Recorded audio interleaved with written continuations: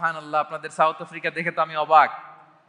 প্রাকৃতিক সৌন্দর্যের লীলাভূমি, পুরো দক্ষিণ আফ্রিকাটাই যেন একটা সাফারি পার্ক। আলহামদুলিল্লাহ, চমৎকার দেশ, চমৎকার, অসাধারণ। এই 3-4 দিনের অভিজ্ঞতা আমি যেটা দেখলাম, একটা চমৎকার ভূখণ্ডে আল্লাহ তাআলা আপনাদেরকে কবুল করেছেন। আমি জানতে পেরেছি যে এখানকার অধিকাংশ ভাইয়েরা ব্যবসায়ী। আলহামদুলিল্লাহ।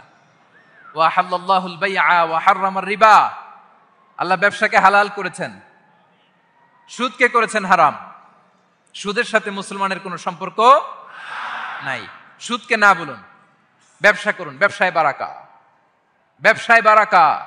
রিজিকের 10 ভাগের 9 ভাগ আল্লাহ তাআলা ব্যবসার ভেতরে ঢুকিয়ে দিয়েছেন। পরিশ্রম করতে হবে, পরিশ্রমে লজ্জা নেই, লজ্জা অলসতায়, ঠিক কিনা বলেন?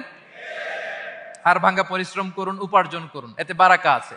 এই যে ব্যবসা করে আপনারা বাংলাদেশের টাকা পাঠাচ্ছেন, আমার দেশের অর্থনীতির চাকা সচল থাকছে আপনাদের পাঠানো টাকায়, আপনাদের রেমিটেন্সের টাকায়। You are the remittance fighter.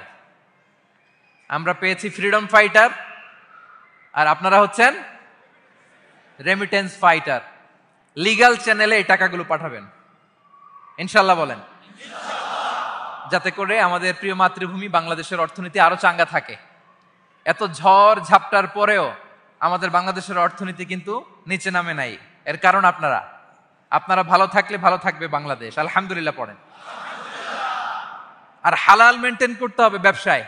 হারামের সাথে আমাদের কোনো সম্পর্ক, হারামকে আমরা না বলে দিব। আজকের এই নিজামিয়া কমপ্লেক্স থেকে আমরা হারামকে না বলবো। আওয়াজ করে বলেন নো। হারামের সাথে আমাদের কোনো সম্পর্ক নাই। হালাল, হালালে বারাকা। হালাল অল্প হইলেও এর মধ্যে বরকত ঢুকায় দিয়েছে কে? বিষ্ণু ইসা ইসলাম বলেন, যেই দেহ হারাম খেয়ে বড় হয় ওই দেহ আল্লাহর জান্নাতে যাবে না। লা ইয়াদখুলুল জান্নাতা জাসাদুন গুযিয়া বিল হারাম। হারাম খেয়ে বর্ধিষ্ণু দেহ আল্লাহর জান্নাতে ঢুকবে না। মক্কাতুল মুকাররমাতে এক লোক কাবা তাওয়াফ করতেছে আর ইয়া রব, ইয়া রব বলে আল্লাহর কাছে দোয়া করতেছে। সাহাবারা তো অবাক, এই লোকের দোয়া তো আজকে কবুল হয়ে যাবে, এত আজকের সব সওয়াব নিয়ে যাবে। বিষ্ণু ইসা ইসলাম বললেন, ওয়া মাতআমুহু হারাম। তার ইয়া রব, ইয়া রব আর চোখের পানি দেখে তোমরা অবাক হয়েছো, কিন্তু ও যা খায় এটা হারাম খায়।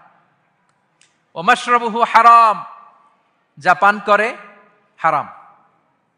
মালবাসুহু হারাম, ওর গায়ের জামাটা হারাম। ওয়া গুযিয়া বিল হারাম, খাবার দাবার সবই হারাম। ফাআন্না ইউস্তাজাবু লাহ, তার দোয়া কেমন করে কবুল হবে?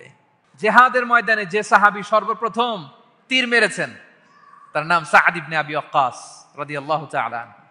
তিনি বিশ্বনবীকে বললেন, ইয়া রাসূলুল্লাহ উদউল্লাহ আইয়াজআলানি মুস্তাজাবাদ দাওয়া। হে নবী, আপনি আমার জন্য দোয়া করেন আল্লাহ যেন আমাকে মুস্তাজাবুদ দাওয়া বানায়। মুস্তাজাবুদ দাওয়া মানে এমন ব্যক্তি যে ব্যক্তি দোয়া করতে দেরি কিন্তু সে দোয়া কবুল হতে দেরি হয়। বিশ্বনবী বললেন, ইয়া সাআদ, তোমার মুস্তাজাবুদ দাওয়া হওয়ার বড় শখ। আতিব মাতা আমাক, যেটা খাবা হালাল খেও, তাকুন মুস্তাজাবুদ দাওয়া। যেটা খাবে হালাল খেও, হালাল খেলেই তুমি মুস্তাজাবুদ দাওয়া। Your food should be halal, your drinks should be halal, your fashion should be halal, your entertainment should be halal. আপনার সব হালাল হইতে হবে। আল্লাহ তৌফিক দান করুক। পড়েন আমিন।